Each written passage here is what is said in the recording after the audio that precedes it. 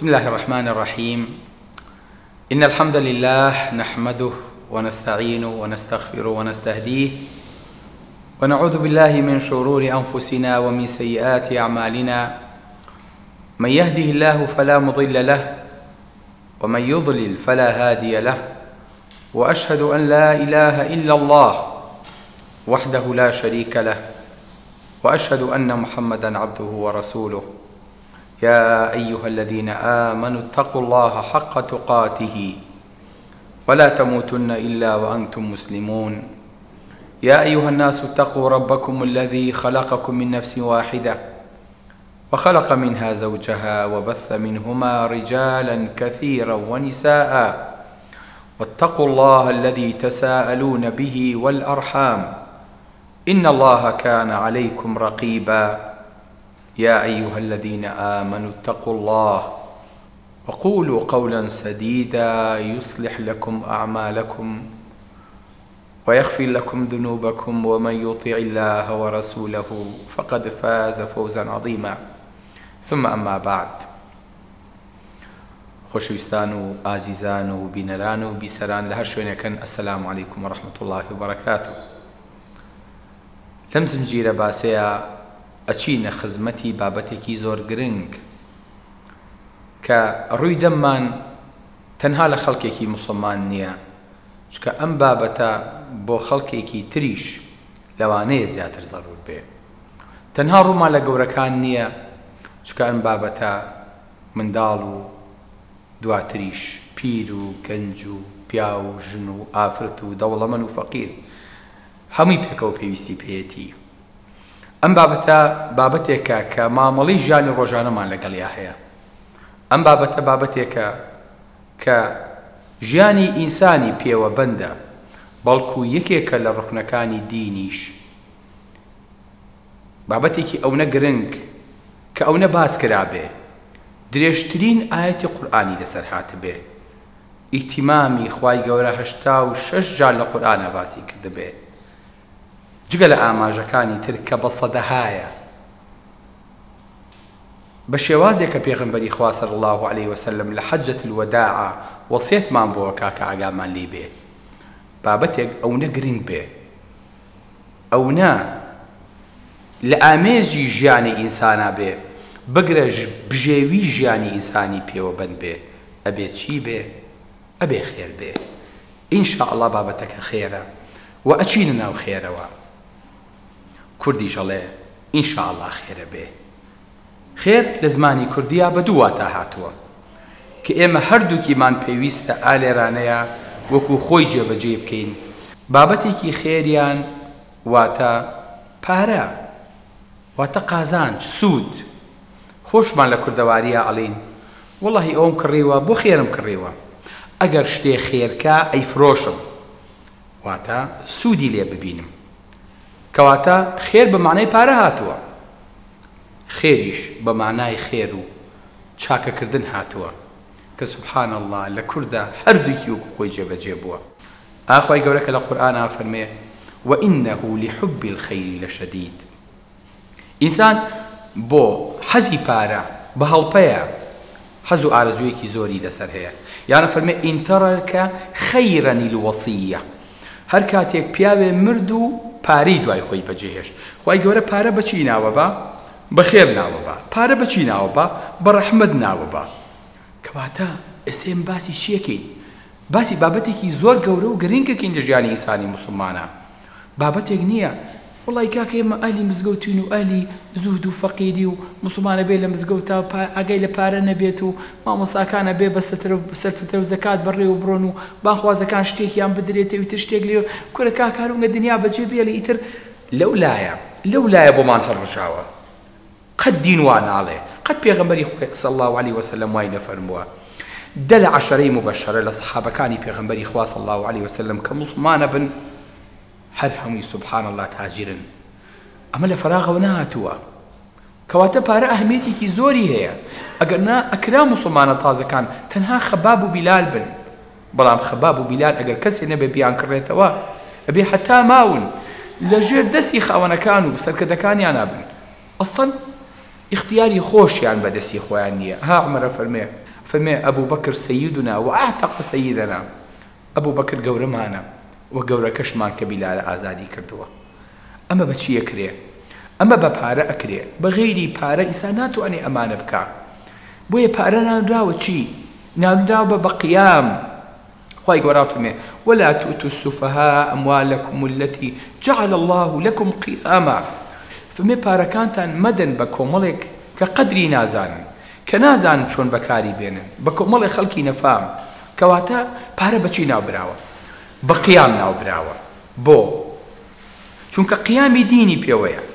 ئەگەر تۆ پارە نەبێ چۆن حەجەکەیت، چۆن زەکاتەیت، چۆن سەرفەتر دەرەکەیت، چۆن مزگەوتێکەکەی تۆ نوێژی تیا بکەیت، چۆن یارمەتی هەتی و فەقیر و بێوەژن، چۆن ئەو هەموو پرۆژە گەورەی ئیسلامیە لە حیفزی قورئان و لە حەدیسی پێغەمبەری خوا صلی الله علیه وسلم لە خزمەتکردن و لە بەرەو پێشوونی وڵات هەر هەمووی بە پارە ئەکرێ.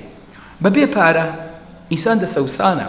بۆیە پارە بە قیام ناوبراوە. یعنی چی؟ یعنی ئەو شتەیە کە ئینسان لەسەری ڕاوەستێ وەڵام من لەسەر فەقرات و لەسەر ئێسکە پەیکەری خۆم وەستاوە. نەخێر، ئەمە لایەنە جستەیەکەیەتی، ئەی لایەنە معنەویەکەی لەسەر پارە وەستاویت. ئەگە پارە نەبێ ئەکەویت، ئەگە پارە نەبێ تەختی ئەرزە بیت، ئەگە پارە نەبی توانای هەستانە نابێ.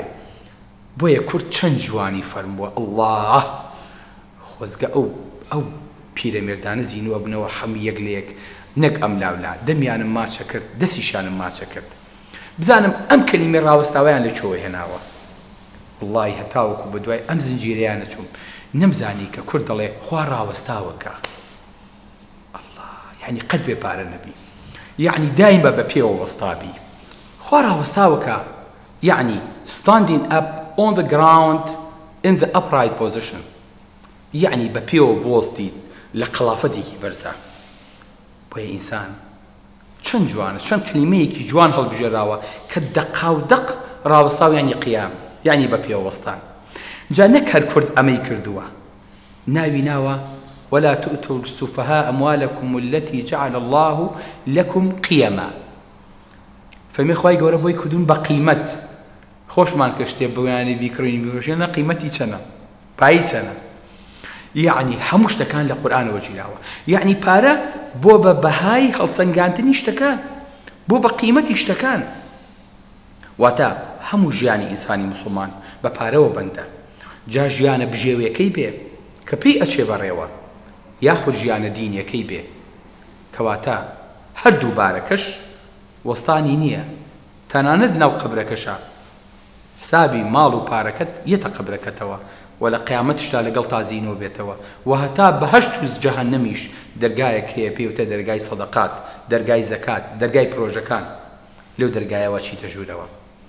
بۆیە پارە ئاگاتان لێ بێ، غەڵدی حاڵی نەبین. ئێمە وا تێگەیشتوین پارە ئەبێ هەر لای خەڵکێکی دەوڵەمەند و خەڵکێکی خوانە ناس و خەڵکێکی دوولەدین بێ. نەخێر. ئەها پێغەمبەری خوا صلی الله علیه وسلم ئەم مەفهومە چۆن لە دڵی سەحابەکانە ڕاست دەکاتەوە. لە کاتێکە بانگی عەمری کوڕی عاسەکە، عەمری کوڕی عاس یەکێ بوو لە بلیمەتەکانی عەرەب، خۆی نوێنەری عەرەب بوو، وەزیری خارجی هەموو قوڕیش بوو. لە کاتێکە موسڵمانە بێ پێغەمبەری خوا بانگێکا فەرمێ خۆت بەستە و خۆت حازر کە وەرە بۆلام. چەکەکەیە بەستێ و یە بۆ خزمەتی پێغەمبەری خوا صلی الله علیه وسلم، تازە موسڵمان بووە. پێغەمبەری خوا صلی الله علیه وسلم ئەفەرمێت ئەمرە فەرمێ ئاوا بەرامبەری دانیشتم. پێغەمبەری خوا صلی الله علیه وسلم فصعد في النظر، ئاوا سیرێکی کرد، سیرێکی کرد و چاوی داخست. فەرمی ئەی عەمر ئەمەیە بدنێرم بەسەرکردایەتی جەیشێک کە خوای گەورە دەتپارێزێ و دەست پڕەکە لە دەستکەوتی جەنگ و بە سەلامەتی ئەتێنێتەوە. وأرغب لك من المال رغبة صالحة. حەجیشەکەم پارە و لەبەردەسا بێ، پارە و هەبێ بەڵام پارەیەکی چاک. قلت يا رسول الله ما أسلمت من أجل المال. ئەی پێغەمبەری خوا من پارەم هەبوو دەوڵەمەندیش بووم کە موسڵمان بووم، بەخوا لەبەر پارە موسڵمان نەبووم. ولكني أسلمت رغبة في الإسلام وأن أكون مع رسول الله صلى الله عليه وسلم. بەڵام موسڵمان بووم لە خۆشەویستی ئیسلامە و لە خزمەتی پێغەمبەری خوایە بم. واتە ئەو پارەی کە من دەستمەکەوێ لەو جەنگەیە بە سەرکردایەتی منی شەبێ ئەبوو بەکر و عومەرم لە بەردەسایە، بەخوا حەزەکەم لە خزمەتی تۆیە بم، لێو دوور نەکەومەوە. پێغەمبەری خوا صلی الله عليه وسلم فەرمێ: یا عەمر، نعم المال الصالح للمرء الصالح. فەرمێ چاکترین پارە لای پیاوی چاک. واتە ئەگەر پاری چاک و حەڵاڵ هەبوو، باشتر وایە لای پیاوی مسلمان و چاک بێ. مشکلە ئەوەیە تا ئێستا بۆچی پارە لای هەندێکمان قێزەون بووە؟ چونکە لای خەڵکی خراپ بووە، لە خراپە بەکاری هێناوە.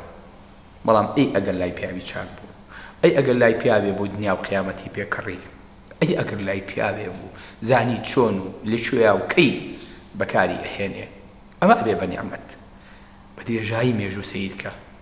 ئەو پیاو چاکانەی کە ناویان ماوەتەوە، ئەوانە کە بەخشەندە بوون، ئەوانەی کە گەورە بوون، ئەوانەی کە زانیبیانە چۆن مامەڵە لەگەڵ پارەیە ئەکەن، هەتا ئیساکێنش خی گەورە ناویانی هەڵگرتووە، ناویانی هێشتوێتەوە. بۆیە ئەم بابەتە بابەتێکی زۆر گرنگە و مەفروزە، هەر هەمووشمان لی بەهرەمەند بین و بزانین لە مناڵێکەوە کە لە دوای مزگەوتەکە و نوێژەکە، هەتا وەکو ئیمامی مزگەوتەکە پێویستی بەم بابەتەیە. ئەها سوفیانی ثەوری هەموو جارێ مامۆستایان بە ئێمەشەوە بە نمونە ئیهێنینەوە، نمونەی زۆر، نمونەی خواناسی، نمونەی دنیا نەویستی. جارێکیان لە بازاڕە مامەڵە ئاکات، تەڵەبەیەکی یە بۆ لای، پرسیارێکی شەرعی هەیە، ئەمیش لە دوکانەکەیە کڕین و فرۆشتنەکە. تەڵەبەکە هەر پرسیارەکات، ئەم جوابی نایەتەوە. وەڵڵاهی ئێمە بووینایە ئاوا کامێرەمان قسە سەری بۆ سۆشال میدیا حازر، ئەها هەر ئومێدمان بە مامۆستا فڵان کەس بوو، ئەویش ئاوا دەرچوو. ئەبینیت لەبەر خاتی پارەکەی جوابی قوتابەکەی نایەتەوە. فەرمی: یا هذا ئوسکوت فإن قلبي عند دراهمی. فەرمی بێدەنگ بە، دڵم لای پارەکەمە، پارەکە لە دڵمان نییە، بەس دڵم لایەتی، ئێستا من کڕین و فرۆشت نەکەم. بەس بە تەواو بوو. بۆیە تیجارەتێک لە بازاڕە کڕین و فرۆشتنێ کرد. جارێکیان هات پیاوێک هاو بۆ لای، وتی: یا ئەبا عەبدیلله تمسك هذه الدنانير. هەوە ئەبوو عەبدوڵڵا تۆش خەریکی ئەم بەزمەیت، تۆش خەریکی پار و پارەکاریت، خەریکی کڕن فرۆشتنیت. ها عالمێک کە دەست دەکە سپان نەکاتەوە چەند قسەی حەق و ڕەقە، فەرمی: ئوسکوت، بێدەنگ بە، لولا هذه الدنانير لتمندل بنا الملوك. فەرمی ئەگەرم پارەیە نەبوایە مەلیکەکان پێڵاویان پێئەسڕین، ئەیانکردن بە کلێنس، چۆنیان بویستایە بۆ شتێک بەکارهێنە فڕێیانەین، ئەیانکردین بە پەڕۆیەکی بێنوێش، پەڕۆیەکی بێقیمەت. بۆیە ئەم پیاوانە باش لە پارە تێگەیشت بوون، ئەیانویست پارەیان هەبێ بۆ ئەوەی کە لە هیچ شوێنێکەوە ئیستیغلال نەکرێت و سەربەخۆیی خۆیان هەبێ. بۆ چونکە ئینسان ئەگەر پارەی لەدەستدا، سەربەخۆیی پارەی لەدەستدا، سەربەخۆیی خۆی نامێنێ. من لا يملك قوته لا يملك قراره. ئەوەی کە خواردن و بژێوی خۆی بەدەستی خۆی نەبێ، قەراری خۆشی بەدەست خۆی نییە. بۆیە بەڕێزەکانم، ئەم بابەتە بابەتێکی زۆر گرنگە و ئەبێ نەک بەجوێی دڵ، ئەبێ بەجوێی کردار جوێی لێ بگرین. ئەمەی کە ئیساکەنە ئەوترێ لە زنجیرەکانی داهاتووە باسەکرێ، بڵین بە پشتیوانی خوای گەورە، وەکو ئیسلام ئاراستەمانەکە، وەکو پێغەمبەری خوا و سەحابەکان ئاراستەیان کردوین. چیان فەرمووە؟ ئاوا مامەڵە لەگەڵ پارەیە ئەکەین. و هەموو کەسێکیش بەبێ ئەم بابەتە ناژی و هەر کەسێکیش لێرە جووی لێ نەگرێ، لەو سەرەوە باجەکەی بە قورسی ئەدا، نایدا بە حکومەت، ئەیدا بە زەرێری خۆی. جارێکیان پێغەمبەری خوا صلی الله علیه وسلم لەسەر مینبەرە قسە ئەکات، باسی پارەکە، باسی چاکەی پارەکە، لەو سەریشەوە باسی فتنەی پارەکە. ئێوە سەحابەکان هاوسەنگیەکیان بۆ دروست بێ ئەم پارەیە چۆن و لە چیا و کەی بەکارهێنن. سەحابەیەک هەستا فەرمی: یا ڕەسوول الله ئەوە یەئتی الخەیر بالشەڕ.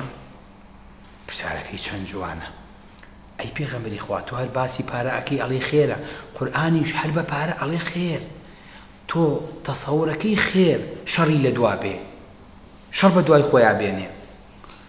فەرمێ پێغەمبەری خوا صلی الله علیه وسلم بێدەنگ بوو. ئێمەش بێدەنگ بووین وەکو ئەوەی کە تەری بەسەر سەرمانەوە بێ وەمان زانی وەحی بۆ دێ ئێمەش بێدەنگ بووین وەکو ئەوەی کە تەری بەسەر سەرمانەوە بێ. سەحابە چەند بەئەدەب بووە لە خزمەتی پێغەمبەری خوا صلی الله علیه وسلم. نەجوڵاوە کەس بڵێ من جوابەکەی زانم، ئەی پێغەمبەری خوا من جوابێم هەمووی چاوەڕێیە. پێغەمبەری خوا صلی الله علیه وسلم زانێ چییە فەرمێ تەیر بەسەر سەریان، یعنی کە تەیر لەسەر سەریان بۆیە نە ئەجوڵا وەیە زانی بەسەردارەوە نیشتوێتەوە. پێی ماوەیە بێدەنگ بوو فەرمووی ئەینە سائیل، چێ پرسیاری کرد بۆم بانگ کرد. فەرمی ئەوە خەیڕون هو، ئەوە خەیڕون هو، ئەوە خەیڕون هو، ئەوە خەیرە، یعنی پرسیارەکەی پێخۆش بوو پێغەمبەری خوا صلی الله علیه وسلم.